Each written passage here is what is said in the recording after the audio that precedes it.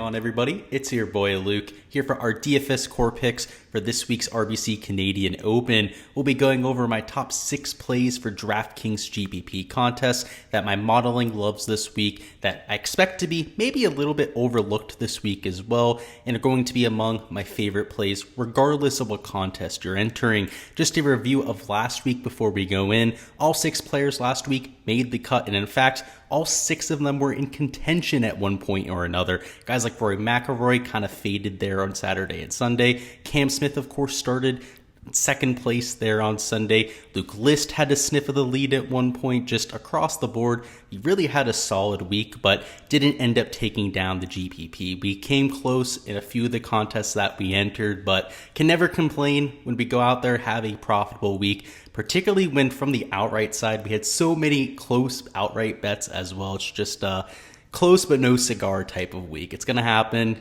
Obviously, the modeling was pretty darn close to perfect last week to have so many of those plays in contention, and looking to hopefully bag first place this time around. So like I said in this video specifically, going to be going over my top 6 plays for this week's Canadian Open per my modeling towards the top of the leaderboard. These core plays be people that I have 25, maybe even 30% plus of in terms of my exposure this weekend, and regardless of ownership, are going to be my quote-unquote core. All right, we'll start out as we usually do with a review of the course. So the key stats tab, you can see approach is at the top, right? That shouldn't surprise anyone, but putting at number 2, maybe a little bit more off the beaten path. I'm usually a ball striking first type of analyst, but at this golf course specifically, it's a shorter precision type of golf course with really tricky greens. And even though we haven't seen this since 2010, just from overhead looks, all of the pictures that we've gotten from the venue, you can tell they look a little bit like Augusta National. So obviously might not be running quite as fast, might not quite need as much creativity around this golf course, but St. George's is no golf course to sleep on, so putting isn't the modeling. Mostly looking at the bent grass splits, which we've seen for the last 3 or 4 weeks. That's why the recent form of the putter is so heavily weighted here, because on similar surfaces, the guys that have been hot of late, more likely to continue that momentum than the guys that maybe are good historically on bent grass but haven't been good as late. If you've been historically good on bent grass and been putting well of late, then you're going to be somebody that's really popping in this model. So that's the approach that I'm taking there. In terms of off the tee, it is weighted much more heavily towards accuracy over distance. This is a relatively tight golf course off the tee. They're right around tour average in terms of their width. It's more that the penalty for hitting the rough is a lot higher at this venue than most. It's 3.5 Kentucky bluegrass at this point. I would not be surprised if that's 4 inches come Wednesday, 4.5, 5 inches come the weekend. So going to be a priority on hitting the short stuff. Shots gained around the green is important. You have just 4,000 square foot greens here at St. George's, so going to have plenty of up and down play. And because there's plenty of rough and play around the greens, it's also going to be relatively tricky to get up and down. Par 3 scoring, there's 5 par 3s. It's your atypical par 70. There's 3 par 5s as well. Looking at sand saves and also looking at approach shots out of the rough, because it's going to be so gnarly out there. With that being said, now let's hop over to the player pool and talk about our top plays. And for me, in terms of our spend up option, the stud that I'm going to be talking about here, it's going to be Justin Thomas. He obviously disappointed a lot of people last time out. He was somebody that I faded just because he was coming in off that win. He was going to get all of that steam, and time again in the past, he's kind of faltered after a win. So it wasn't all that surprising to me that he went out there and had the performance that he did. But the reason why I like him here is, first off, he'll probably be lower owned because of the fact that he disappointed everyone last time out. And this is the perfect golf course for him. We love Justin Thomas at venues where around the green play and iron shots are going to be rewarded, because he's a world-class player both with the irons and around the green. We know that he's top 10 in both categories, if not top 5 pretty much all the time. And the putter for JT of late has been electric. In fact, he's gaining close to 2/3 of a stroke per round with the flat stick. You can see over there 0.64 shots per round. And all the categories, he's gaining like you'd expect right off the tee. Maybe a little bit less than what he's used to, but very significantly gaining on approach and around the green. If he can improve off the tee, which you'd expect him have a lot of success, especially with a field of this strength, which is so top heavy. I mean, if you just looked at the guys from, let's say, $9,700 and up, you'd be like, oh, HV3, Fitzpatrick, Burns, Lowry, Smith, McIlroy. I mean, just a great field, but it drops off really quickly. I mean, just look at this mid 7K range. I mean, obviously, that's not the point of this video, but Tyler Duncan, right? Austin Smotherman's finally $7,500. It drops off rather quickly. So the guys like Justin Thomas up here that have the off the tee play where they're going to gain a ton of strokes, both with their accuracy and their distance, I'd expect him to gain closer to 4 to 5 strokes off the tee this week. He's obviously got that elite blend, and given just it drops off so quickly, those lower tier options aren't going to be nearly as long or as accurate as Justin Thomas. I expect him to rebound in that category. Approach play has been great regardless of the field strength, so would only improve there. And if he continues to putt the ball like he has, I mean, he's going to win at one point or the other. So the fact that he missed the cut last time out, I'll completely overlook that. The putter was still there at the Charles Schwab, obviously won at the PGA, 5th at the Byron Nelson, 8th over here at the Masters. It would not surprise me at all to see him just continue that momentum that we saw at the PGA. It's a similar golf course, positional, it's got gnarly rough to worry about, undulating, fast, bent grass greens. All of that was the same exact setup that we had at Southern Hills. So for me at $10,900, he's expensive. I mean, we don't have any idea on ownership this early into the week, so he might come in closer to 20% come Wednesday, but I'm assuming because of that missed cut, he's a little bit overlooked. And by a little bit overlooked, I mean closer to maybe 13 or 14% owned. You have guys like Scotty Scheffler, who obviously had the second place finish at the Charles Schwab, Rory McIlroy, who continues to make cuts, Cameron Smith, who of course was in second place last week until he ended up having a Sunday meltdown. Just a lot of guys in form, and then Justin Thomas, right, coming off the missed cut. And one thing I'll say is that was JT's first missed cut in, I believe, 23 starts. He had the longest made cut streak of anyone actively on the PGA Tour at that point. I would not worry about it. He's going to get back on the horse. And like I said, I would not be surprised if that's a win this time around, given how solidly he's been putting. Next up, we have Corey Connors, hometown guy. He's going to have a ton of fan support this week. He's the best Canadian on the board. You have Adam Hadwin there at $9,300, trailing just behind him. But in terms of skill set, this is the guy I want to get to, right? Because the approach play, the driving accuracy is both elite, and because that rough is going to be gnarly, because they're such small greens, because him being elite in both categories is exactly what we're looking for. And of late, he's also been a positive with the putter. So kind of like a Justin Thomas, he's been much better in his worst category of late than we'd expect. And the recent form wouldn't really show that, right? The recent form's middling. It's a 13th at the Memorial, sure, top 15, right? But no flashy finishes. 21st, top 15 at the RBC Heritage. Sure, the top 10 of the Masters was pretty nice to see, but he did miss the cut at the PGA. One thing I'll say is nice to see on fast bent grass greens at the Masters that he had a ceiling performance, right? Finished in the top 10. But at the PGA Championship, that's obviously why we liked Justin Thomas.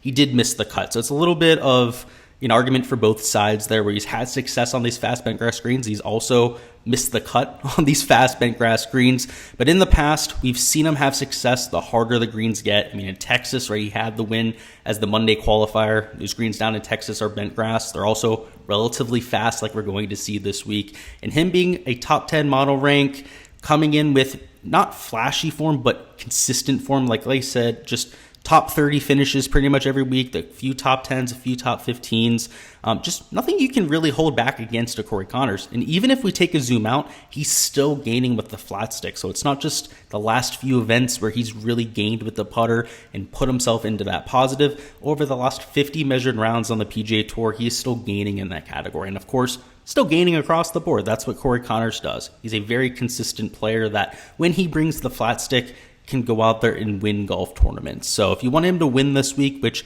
$9,600, he doesn't have to win to crack the optimal lineup. You'd like him to win, though. It is within his range of outcomes, which is, of course, kind of what we're looking for in a GPP play.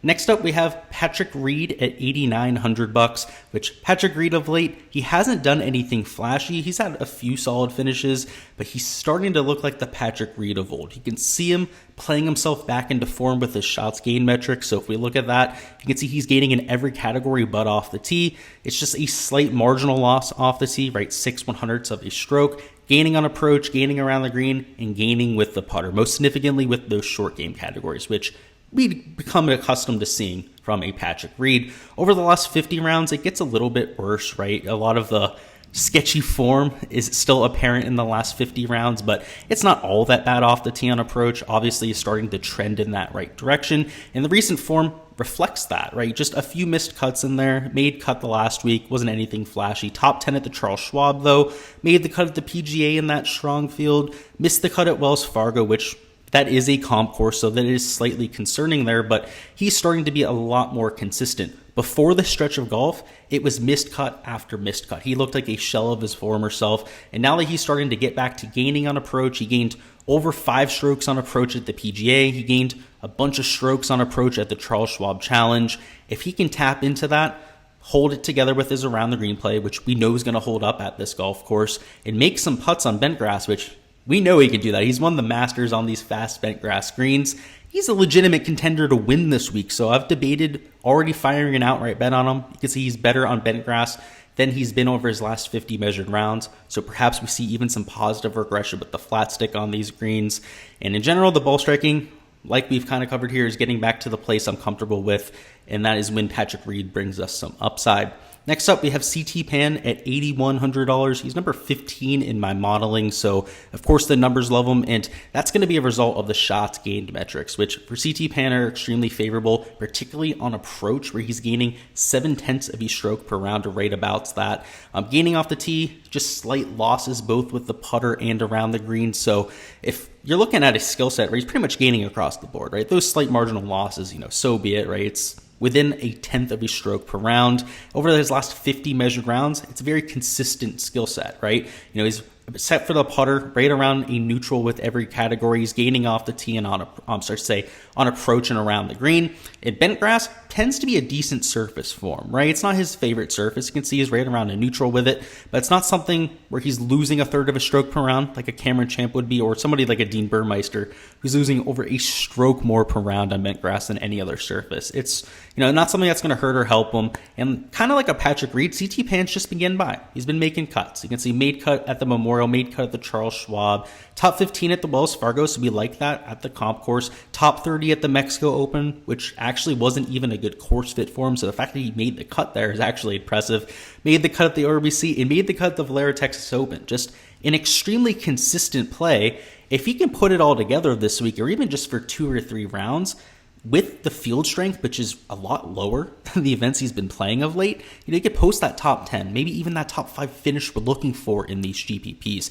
And some of these other fields, it would have been a little bit more of a task to go top 5 at the Charles Schwab, or especially the Memorial last week with that invitational level field. But this week, it is a much more obtainable task. The price tag is more than fair at $8,100, and I don't expect him to be mega chalk, because even though he's been making cuts, he hasn't had that ceiling performance of late.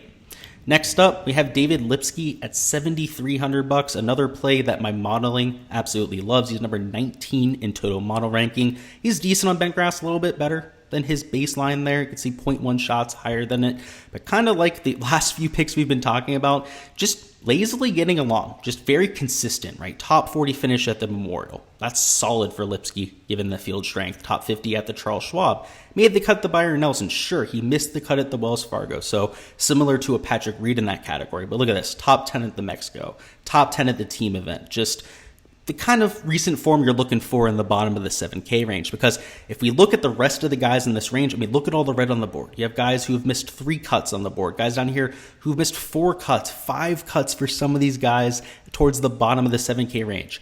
It really falls off quickly when it comes to the strength of this field. So for me, a guy like Lipsky that has been relatively consistent of late, he's gaining in the shots gained categories we're looking for as well. So just to harp on that, he's losing off the tee, but gaining significantly on approach. That is the most important category this week. He's gaining with the flat stick, even better on bent grass, which could even boost the number that we've seen there. And around the green, maybe not the best, but pretty close to neutral. And off the tee, maybe not the best, but he's an accuracy first type of player. He's not the longest off the tee. Even though he's accurate, he loses to the field because he's only getting it out there 285, 290 yards. He clearly isn't hitting it full bore when he's out there on tour, but he sure hits a ton of fairways, which is what we're looking for around St. George's. So for me, we have an accuracy first player who's a high birdie or better percentage player, a decent putter on bent grass, and even though he hasn't had a ton of ceiling performances over his last few performances, right? It's just been 3 made cuts in a row, a top 25 finish at the Byron Nelson. I guess you could call that a ceiling performance for somebody at his price, but 2 top 10s, right? 2 of the 3 starts before that. That's exactly what we're looking for. So he's done it before. He's put up those ceiling performances. Hopefully he can produce one another time out here. And lastly, the last core pick we're going to touch on is going to be JT Poston at $7,200.